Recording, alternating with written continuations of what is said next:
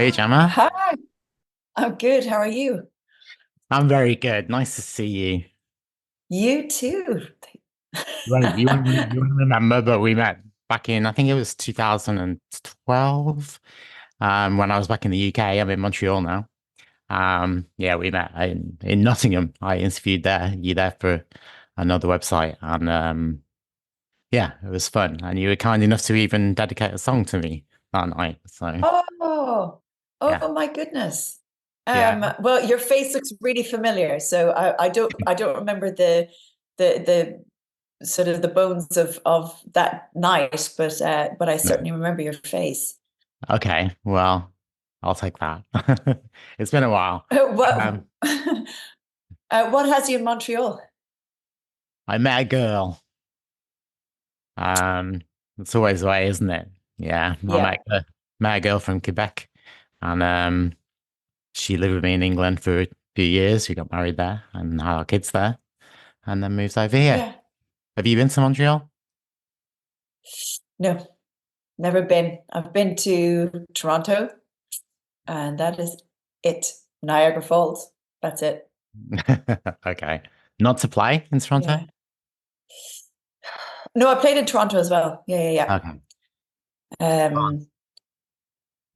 Have I been to Vancouver? I might have been to Vancouver as well a long time ago. If I had, it was, close to 25, 30 years ago.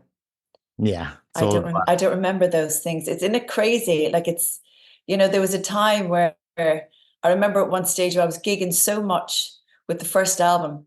I remember, you'd be on a tour bus. It was when I was signed to a record label. There's no tour buses anymore, but at the time, we were touring around Europe. So it was mainland Europe. So, I'd wake up in Germany and I'd do a show and we'd drive through the night and end up someplace else. Or um, I one night I was in a hotel and I woke up in the middle of the night in a pitch black room and I had no idea what city I was in, what country I was in.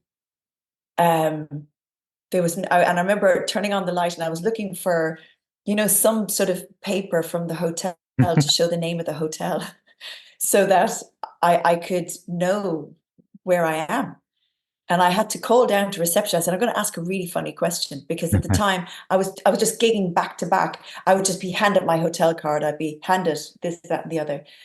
And I was intimidated by the list of gigs I had to do. So I wouldn't look at them because it was kind of like you to climb a mountain and you're just going, oh my God, I'm going to be away for a month.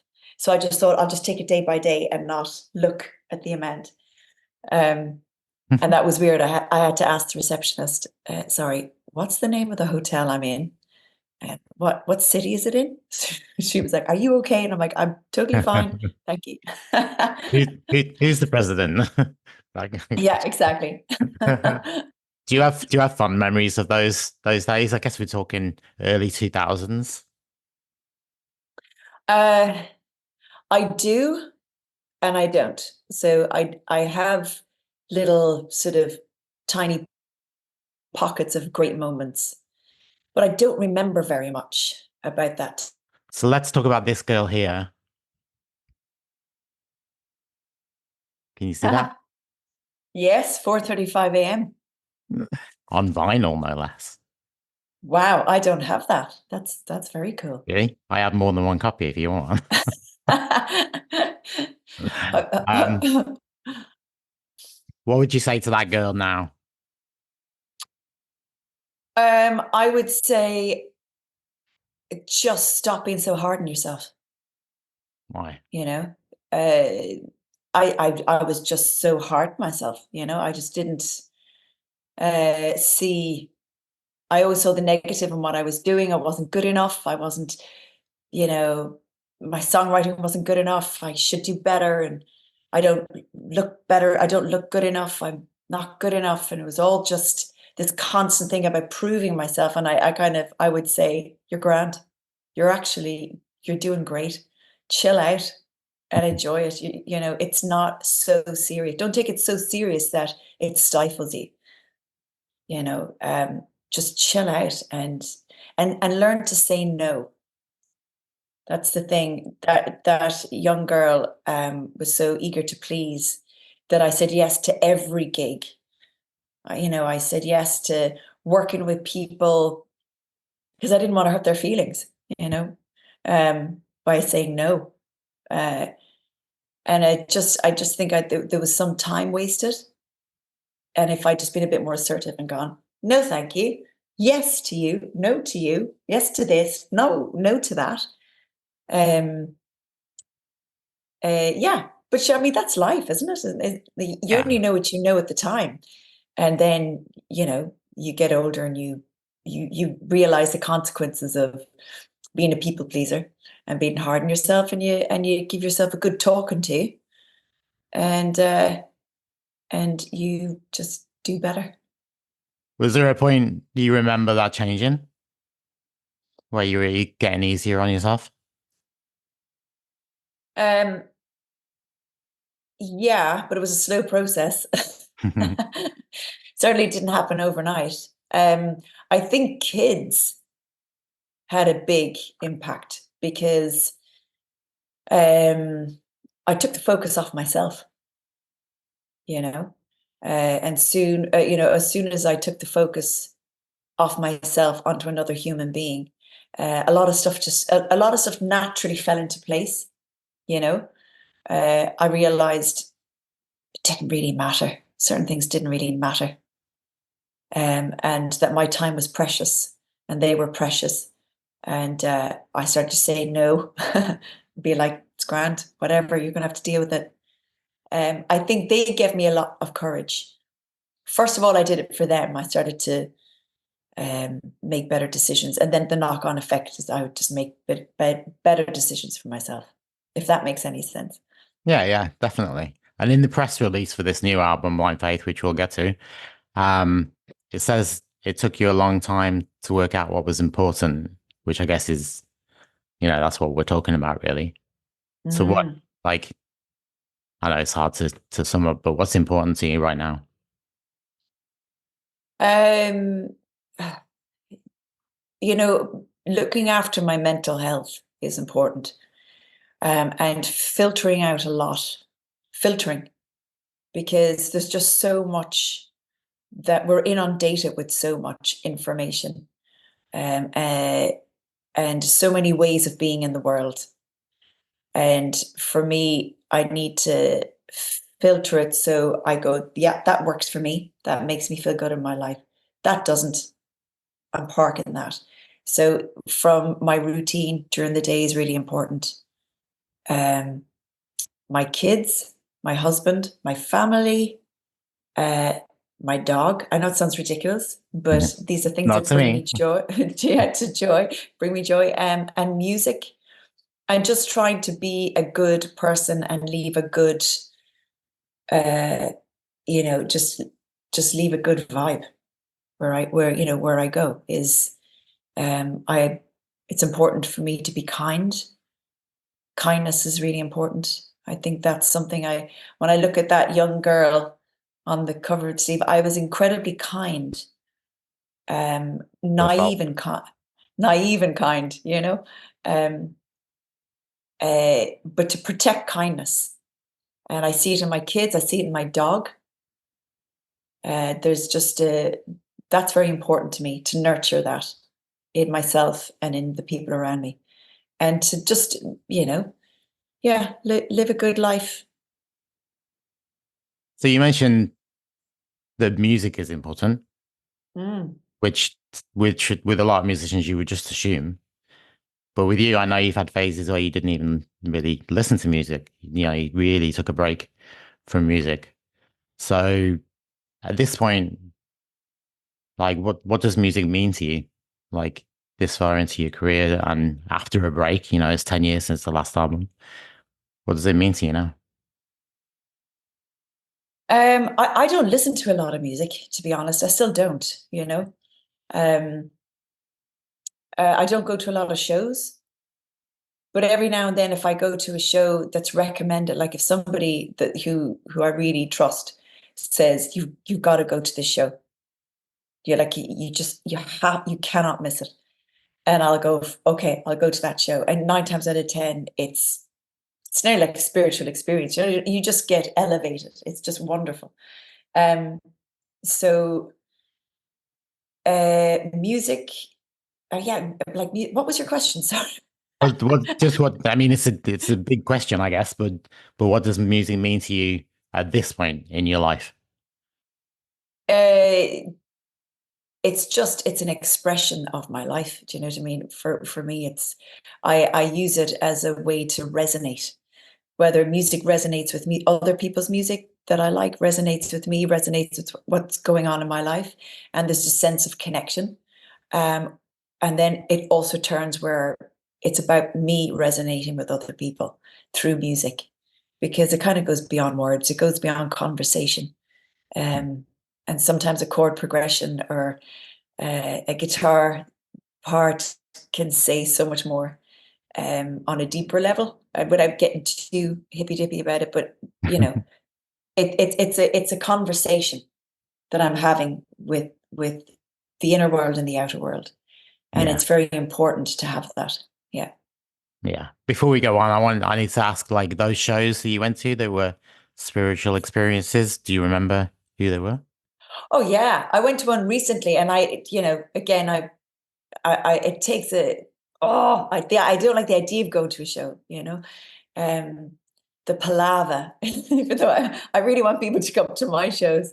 Um, and that's why when I'm on stage, I'm always incredibly grateful that people took the time, to get ready and to go out, and it's a big deal. But I went to see this guy called Okay. Dirk Powell, and Amelia Rose is his daughter, and it was a kind of a bluegrass Cajun, um, yeah, kind of folk music, and he plays a lot of old Cajun music. But they were playing in a place called Ballydehob in a small little pub here in West Cork, and I kind of went in there reluctantly because I was tired. But this friend of mine was like, "I don't care, you have to go." And I sat there, and it was like it's one of the best gigs I've ever seen. Wow. Yeah, It's nice though, isn't it? When you kind of get dragged out and then you're like, I'm so glad I didn't miss that. yeah, Yeah. yeah. Cool.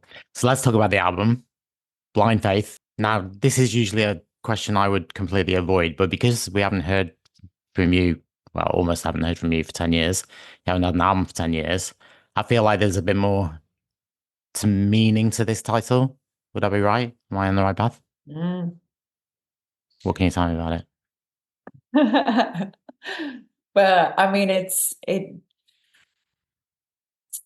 Yeah, I mean, I suppose it has two meanings because blind faith is nearly sort of an ignorance. If somebody, I don't know, like if they're in a cult and they're following some guru and you're trying to get through to them, but they just have this blind faith. Uh, but also the what I mean by it is the blind faith that I just can't see where anything is going, but I just have to have that faith. Whether it's in music or life and death, what it's all about. Um, uh, we just don't know. And you either don't have faith that anything means anything, or you just have to have faith that there's a reason to it all. And I'd rather lean on the fact that there may be a purpose to all of this. Are you a positive-minded person? I have to work on it. I have to catch myself. I don't think I was born one of those super positive people. Mhm. I'm a little melancholic. I like a little bit of misery sometimes. So I have to sometimes get pulled out of that by other people. So my husband's very good that way. He's a super positive go-getter. And so that's really good. Sometimes I'm like, come down. You're way too happy. I say I'm a realist.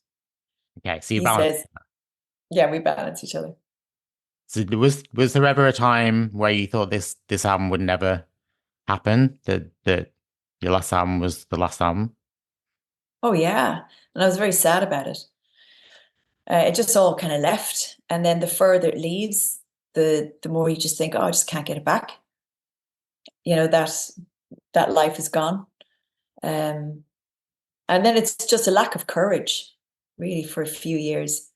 I wanted to make music, but I just didn't have the courage to do it. I didn't have the courage to sing a song in front of anybody. And I moved here to Baltimore, and there's a girl called Tessa, and she's a songwriter as well. And we were out one night, and she passed me the guitar, and she said, "Sing a song." And I was like, "No, I don't want." Nope, nope, not going to happen. And she said, "Well, how are we going to get you to sing again?" And I was like, "Don't know. I'm working on it." So she called me up to her house the next day, and it was just me and her. And she said, "Right, there's nobody here. Can you play me a song?" So I did, but I was nervous about it because I'd sort of closed a door, and singing a song was kind of opening it. And it was kind of, there was a lot of feelings in behind that door. So I suppose that was kind of the start of going, this is really uncomfortable, but I'm going to just tip away at my own pace and Was get it that back. was that the beginning of this album?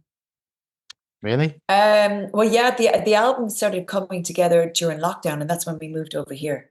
Yeah. Because we were living in London in a little flat, and I had most of my guitars in storage, so that I didn't see music in the apartment. I was just pure mother mode.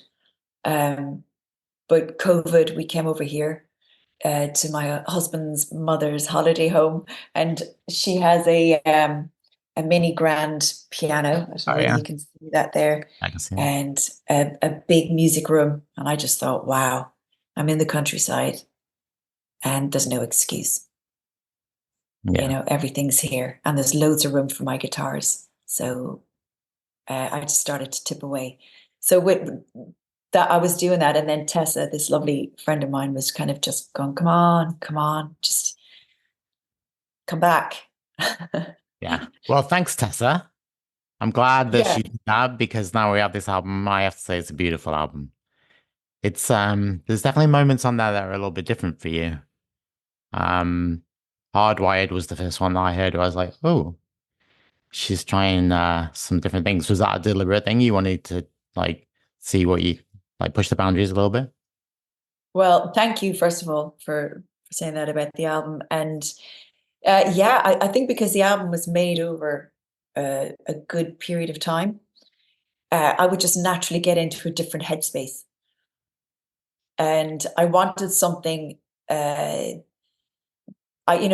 just to talk about technology. And even here in this house, we all got sort of more addicted to our phones and addicted to screens. And this whole idea of misinformation. And what is it? Actually, what is information? And what is misinformation? Mm. And do we have it right? Do we have it wrong? And I started going down rabbit holes myself online about things.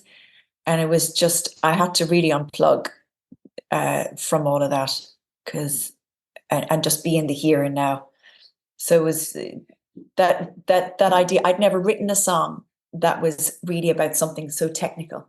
So I think that in itself, my approach was going to be different, you Yeah. know?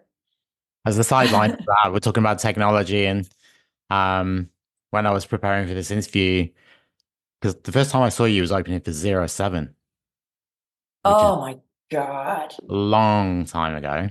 So I asked ChatGPT when that was, and it definitely got it wrong. It told me it was 2004, but it turns out it was 2001.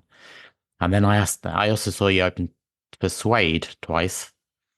You've opened for some strange people, almost My Bloody Valentine you opened for as well, let's say that. But yeah, ChatGPT, everything I asked ChatGPT, it got wrong, and I knew it was wrong. But it was like Mhm. we can't rely on this. Yeah, No, yeah. no. Like, And but I mean, look what happens when banks rely on it completely. And over here in Ireland, the equivalent to the NHS, we have the HSE over here, and it was hacked. The mm, entire system was hacked. Um, so it seems to me like, should we be relying completely on this? Should we not have some sort of a backup? Like, how it worked in the old days, we should maybe have a paper trail. of some sort, or I don't know. But Yeah. it's definitely it's a great fun. Hardwired is a great song to sing, and live it's kind of it's become something else live again. Okay. It's sort of not like what's on the record. It's a little harder live. It's great fun to sing. Yeah. It's got a lot of energy to it as well. So you've been playing a few of these songs live already? Yep. I've been playing a lot of the slower ones. There's a song High and Low, Feed the Flames, Another Love, Hardwired. Um, I think that's all I've been playing off the new record for now. Because with the shows, I suppose I'm still trying to give a mixture of every album. Yeah. Which is going to get harder and harder, like after 20 something years. And, a lot of songs that people really love and really want to hear. And sometimes those songs, like for me, the song that you dedicated to me that night was November, which, Oh my God. which is, I think it's not even on an album, is it? No. No. Have the songs on the album that people haven't heard yet, which one are you most excited for them to hear? Um, I really like The Break Didn't Heal Right. Um, I liked playing that. I liked recording it. And Eye for an Eye, the very first song. For me, that song, I just really like that song. I like the whole vibe of it. It's quite dreamy. I know, like talking to people around me, they're like, "Oh, I wouldn't gravitate towards that," but I really like it. And I wrote it in like 2 days. It happened really quick, so I didn't have to labor over it. The idea just kind of came out really quickly, and I really liked that because it keeps it fresh for me. I don't become exhausted trying to batter a song into shape, which is nice. Yeah, I'm interested in how to present the Central Hotel because that is going to be interesting to do live with the band. So we go into rehearsals. So we probably won't do those songs in the UK shows. We're doing some shows next week in the UK, but next year, once people have the album, Yeah. we'll do more of those. Yeah. Yeah, And you've got Lisa Hannigan and Paul Noonan on the album, who you mustn't have known these people for half your life at least, right? yeah. What and you've worked with them before. What do they bring to the album that wouldn't be there without them? Um, oh God, that's a good question. I mean, certainly with Lisa, she's a brilliant lyricist. And I would be so enamored by how beautiful she sings that sometimes I forget. So, she came in and we did some writing together. And I just think she's a fabulous writer. So I mean, there's a song, Feed the Flames, which would be ultimately a different song if it wasn't for Lisa. Because she came in and she completely changed the melody of the verses to Mm, make them kind of just have a bit more of a swing and to wake them up a bit. mm, Um, and it just really transformed the song. So yeah, she brought so much to the album, and then just her beautiful voice that she didn't want to be very clear on the album. She was like, "This is your thing. I just want to add layers. I just want to sort of be there in the background." She's brilliant. And then Paul has just got a lovely vibe. He's got a lovely kind of a graininess to his voice.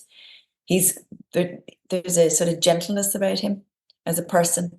So once I have his sort of energy on the album, I can sense, oh, that's Paul, and then I can sense who he is, mm. and how nice he is. So yeah, I mean, anybody that you bring in on an album is, they're going to bring a part of themselves, and then that will be imprinted on the recording. So I'm very happy to have those two lovely humans Yeah. on it. Paul's voice is so instantly recognizable. I don't know what it is about it, but even if I didn't know that he was on the album, as soon as he starts singing, you're like, oh, I know that Yeah, voice. yeah, absolutely. And it's great because even like over in Ireland, Bell X1, his band, I mean, they're they're massive over here. Yeah. Um, so he's a bit of a major star in Ireland, which is great as well. Yeah. Am I right in saying that you were one of 8 kids? Yeah. Was there a lot of music playing in the house with those 8 kids? Were you fighting over music? Oh God, I didn't get a say. I was the youngest. I was the runt to the litter. So, I sort of, as a child, I was in a house full of teenagers. So there was a lot of fighting about music. Music played a big part. Um, and I used to like sitting in the hallway because my sister would be playing Fleetwood Mac in her room, and my brother would be playing Iron Maiden. And what was the other band? The other guy, Dio. Do you remember Dio? Yeah, yeah, from Black Sabbath. Yeah, yeah. So he'd be playing that, and then she'd be banging and say, "Turn it down! I can hear it through the wall. I can't hear my music." But I'd sit in the hallway and I would hear this really cool sort of mixture of this mellow, sometimes kind of folky music. And I actually remember one time when it seemed to be that both songs were in the same key. There was a Davy Spillane who's kind of an Irish. He's like an uilleann pipe player, and he was playing this kind of drony music. And I think it was Fleetwood Mac was in the other room playing, or my sister was playing. And in the hallway, it was just this really gorgeous sort of marriage of these two types of music. And they must have been in the same key, or else in a key that sort of supported each other. And it was gorgeous. And I used to just sit there and be like, wow, that's a good combo. I'd say So, all of that, all of those things play a part, don't they? yeah, yeah. And whether it's subconscious or not, Mm. it definitely does. Um, what's some music that reminds you of like your teenagers? My teenage years would be teenage years, so it'd be a mixture of Nirvana, really. That was sort of like age 14, I think. 14 or 15 Mm, was Smells Like Teen Spirit. Um, when it was first released into the world. I mean, what an incredible like coming of age song. It yeah. was absolutely mind blowing. Did you ever So get to see yeah, them? You were too young to see them, right? I was too young to see them, but they were going to be my first concert. They were playing in a place called the SFX up in Mm, Dublin. And I had the ticket and I had my bags packed and I was so excited. And he died on the day of was it on the day? Or he was found. I think his body was found on the day that he was due yeah. to play to come to Ireland. So I had a ticket for that tour too in Birmingham, at Aston Villa Leisure Centre. Yeah. Oh my Yeah. God. And it didn't happen. But look, I'm a bit older than you, so I did get to see them a few Did times you? before that. Yeah, yeah. I saw And them. what were they like? Oh, just exactly what you would want them to be. Yeah. Yeah. Yeah. Just, Yeah. almost taking the piss out of their own crowd to a certain extent, but having fun with Yeah. it.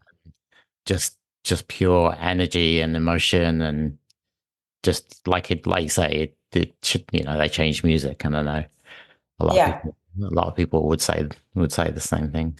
Um, Yeah. yeah, I know you don't listen to a lot of music, but is anything excited you recently? Yeah.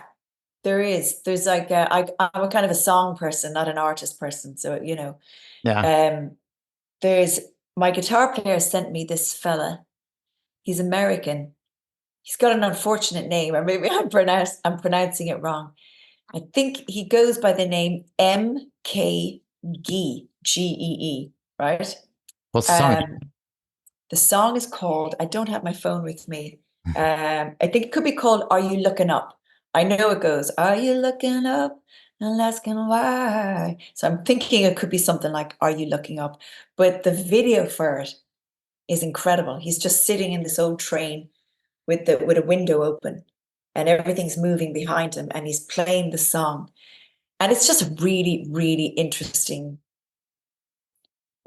It's not too, I mean, it's not a heavy song. It's just got a really good vibe. Um, Check that out. yeah, yeah, I really like him. Who else? God, who else am I listening to? I'm not really listening to anything new. I was listening to the Boy Genius album, and um, God, I'm listening to a lot of my kids are listening to a lot of Got rap music, I'm afraid. That's okay. There's some guy here. Oh, I should have done my homework before you asked me that. No, I put you on the spot. So. Yeah, I don't know. I've still listened to people like Bon Iver, and actually was talking about My Bloody Valentine the other day to somebody and realized that I hadn't listened to them for a very long time. So I chucked on Loveless, um, and it still does the same thing for me that it always does. It's just a wonderful album. Yeah, MKG, check that guy out. Okay, there's a new Bon Iver song out today, by the way. Oh, Yeah, okay. brand new song. Apparently, it's a bit of a throwback to his earlier style. I haven't heard it yet, so Oh, yeah, wow. we'll see. So check that Okay, out. check it out. So to wrap up, two things. If somebody had never heard Gemma Hayes before, music, is there one song that you would want them to start with? Yeah. Um, there's a song called Joy, from Bones and Longing, the last album. And I'm just really happy with that song. Okay. It's just, when you're trying to create a vibe with the song, and sometimes you have to really fight to get it, and you have to slightly go, it's kind of not like how I hear it in my head, but it's kind of cool. I like it. But this was just a direct transfer from what I heard in my head down onto the recording, and it was like, oh, that is so satisfying to have that on completely potent, concentrated form of a kind of a transfer. So yeah, Joy. And what does success mean to you now? Reiki. It's massively changed just because I've grown up and copped on. I thought that Um, that's kind of why I wanted to ask you. um, I just think, I like to, you know, I like that feeling when I push myself in my songwriting. So like there's a song on this new album, High and Low, and I really, really pushed myself with the lyrics. And I felt like I reached a place there that I was just like, wow, for me, that's an evolution. Uh, and I was just quite happy that I got there. It just personally, my own sort of challenges that I give myself. I really like that. I like that sense of satisfaction when something is incredibly authentic, and you fight to keep it authentic, because there's so many times during the recording process that you it could not be that, and it's sort of trying to you know keep the shit away, and then, oh, I like that little analog synth, I like that, put it together. um yeah, what is success to me now? I suppose it's just challenging myself and knowing when I'm hitting a mark. uh that's important.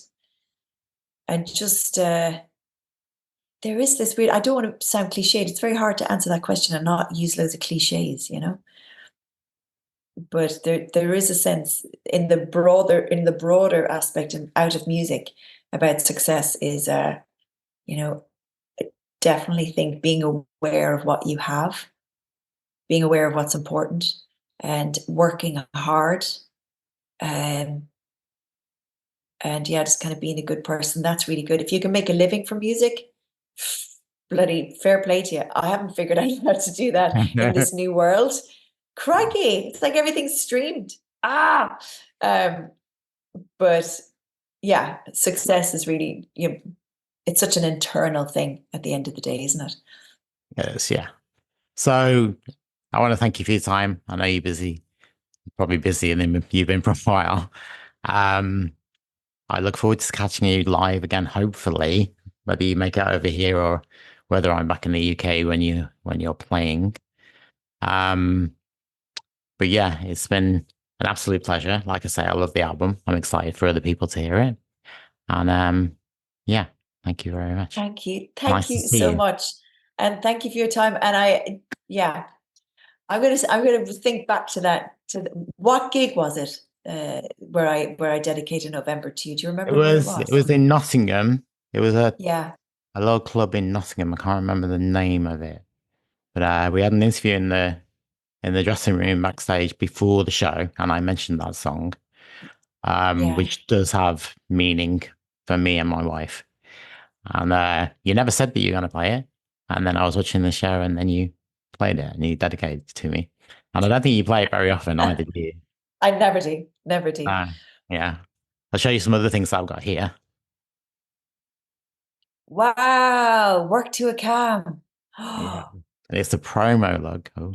God, that's so cool. Wow, that's really cool because I wish that was the cover of the album. Oh, really? Yeah, I love that Yeah. cover. Yeah, it's cool. I don't think they make these things anymore. It's like CD, No, like a DVD box kind of thing. yeah. And then they definitely don't make a lot of these anymore. Oh, What is that? this is a video. Remember video cassettes, Oh, and this is for hanging around. So wow. there's a lot of stuff that's been in my house for a long time, and even traveled the That- Atlantic with me. Um, Oh my goodness. I'm so sorry that they're taking up space in your like that's I'm not. the boxes. Like that bloody thick video cassette. Am I Yeah. that old? I am. Crikey. Anyway, I will let you get on with your Friday. Go and listen to Bonnie Bear, and Brilliant. hopefully we'll talk another time. But thanks again. Lovely. It's been a pleasure. Okay. Take Bye, care. Gemma. Bye. Bye. You are only a reminder.